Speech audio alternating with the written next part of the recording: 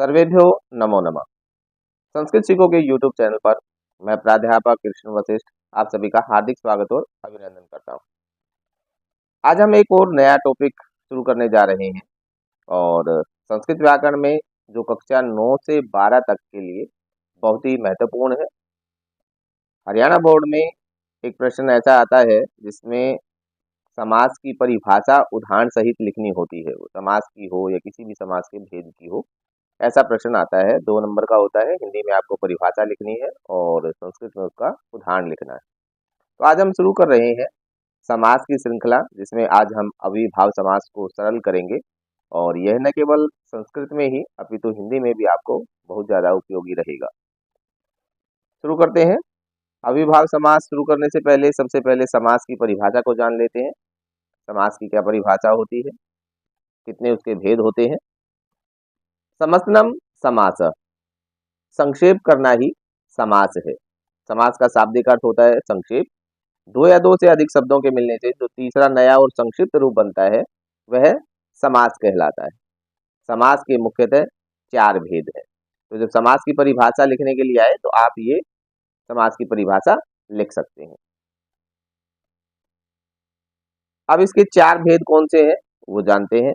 तो समास समास का पहला भेद है अविभाव, दूसरा तत्पुरुष, तीसरा द्वंद्व, चौथा बहुव्रीहि। जो क्रम मैंने यहाँ लिखा है उसी क्रम से आप याद करें। आप ऐसे ना करें कि जब समास के भेद पूछे जाएं तो पहले आप बहुव्रीहि बताएं, फिर द्वंद्व बताएं, फिर अविभाव बताएं, या कोई भी क्रम रखें। आप इसी क्रम में पहला अविभाव, दूसरा तत्पुरुष, तीसरा द्वंद्व और चौथा बहुव्रीहि। क्योंकि एक ट्रिक है, इसी क्रम में अगर आप याद करते हैं तो आप इनकी परिभाषा बहुत ही आसानी से याद कर पाएंगे। तत्पुरुष के अन्य भेद भी होते हैं। 3 उसके भेद हैं, कर्मधारय, द्विगु और नय समास। तो मुख्य 4 भेद हुए अविभाव, तत्पुरुष, द्वंद्व और बहुव्रीहि। और तत्पुरुष के 3 भेद हैं कर्मधारय, द्विगु और नय समास।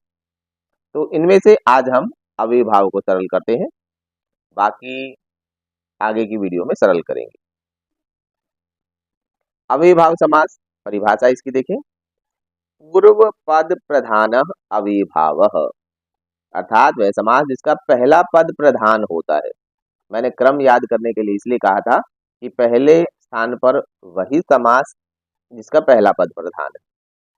तो पहला समास पहला पद प्रधान, ये एक तरीके से याद रखने में आपको आसानी होगी। तो पूर्व पद प्रधान, पूर्व का मतलब पहला ही होता है, तो पहला पद प्रधान अविभाव है, अर्थात वह समास जिसका पहला पद प्रधान होता है।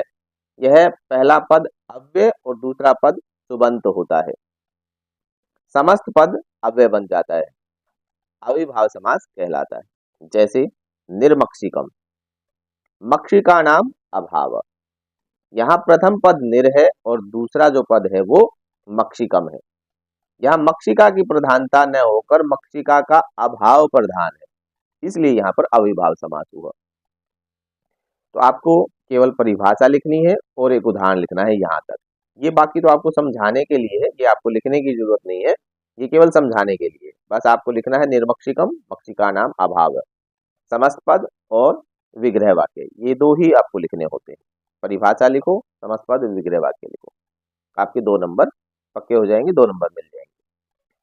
अविभाव समास का विग्रह थोड़ा सा मुश्किल ही कहूंगा मैं, लेकिन वो आसान कब हो जाएगा, जब आप इसका अभ्यास करेंगे। बार बार आप इसको देखेंगे, बार बार इनको पढ़ेंगे, अभ्यास करेंगे, वीडियो को बार बार देखेंगे तो आप आसानी से इसको कर पाएंगे।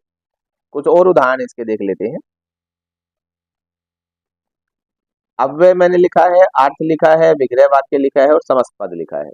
ये अव्यय और अर्थ आपको पेपर में लिखने की आवश्यकता नहीं है। मैंने अभी आपको बताया कि विग्रह वाक्य और समस्त पद 2 ही चीज लिखनी है। ये केवल आपको समझाने के लिए यहाँ लिखी है कि भाई इसमें कौन सा अव्यय है। अधिहरि, और ये विभक्ति के अर्थ में प्रयोग किया गया है, यहाँ अधि अव्यय है और समस्त पद बन जाएगा अधिहरि। ये अव्यय पद बार बार बोलूंगा मैं तो वीडियो लंबी हो जाएगी। और केवल किस अर्थ में प्रयोग किया गया है, विग्रह वाक्य और समस्त पद, इसकी चर्चा करते हैं। समीप के अर्थ में है गंगाया समीपम, उपगंगम। समृद्धि के अर्थ में मद्राणाम समृद्धि, सुमद्रम। ये नय को अणय हो जाएगा नय की वजह से, तो मद्रा नाम आप कर लेना। वैरुद्धि के अर्थ में यवना नाम वैरुद्धि दुर्यवनम। अभाव के अर्थ में विघ्ना नाम अभाव निर्विघ्नम।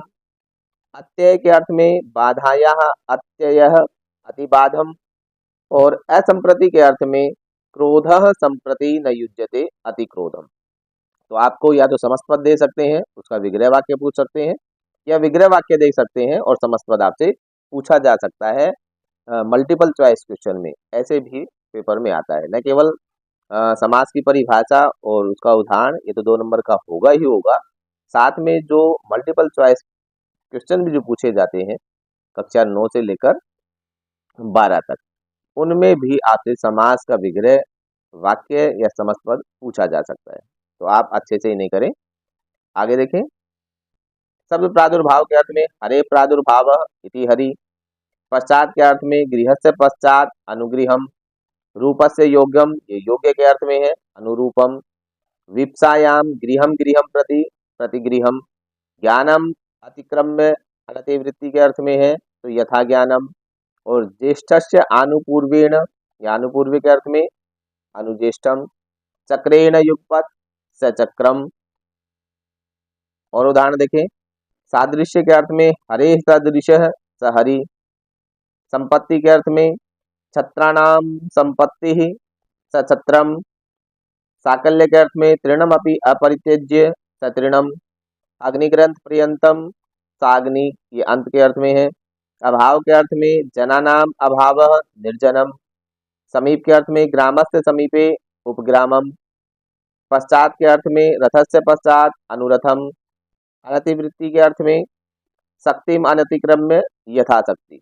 तो इस प्रकार से ये 22 उदाहरण मैंने आपके सामने रखे हैं, इन्हें आप याद करें। इन्हीं में से आपको पेपर में कोई ना कोई उदाहरण मिल जाएगा। आप ज़्यादा से ज़्यादा अविभाव के विग्रह वाक्य का अभ्यास करें। जितने आप अभ्यास करेंगे तो वो आपको याद रहना शुरू हो जाएंगे, क्योंकि कहा है ना, करत करत अभ्यास से जड़मति हो सुजान, रसरी आवत जात से सिल पर परत निशान। तो बार बार आप अभ्यास करेंगे तो ये आपको सरल हो जाएंगे, आसानी से याद हो जाएंगे। तो आज हमने अविभाव समास को सरल किया है। बाकी की वीडियो में और समास को हम सरल करते रहेंगे। आप वीडियो को लाइक और शेयर करें, बेल आइकन को भी दबाएं, चैनल को सब्सक्राइब करें, मित्रों के साथ शेयर करें। सर्वेभ्यो नमो नमः।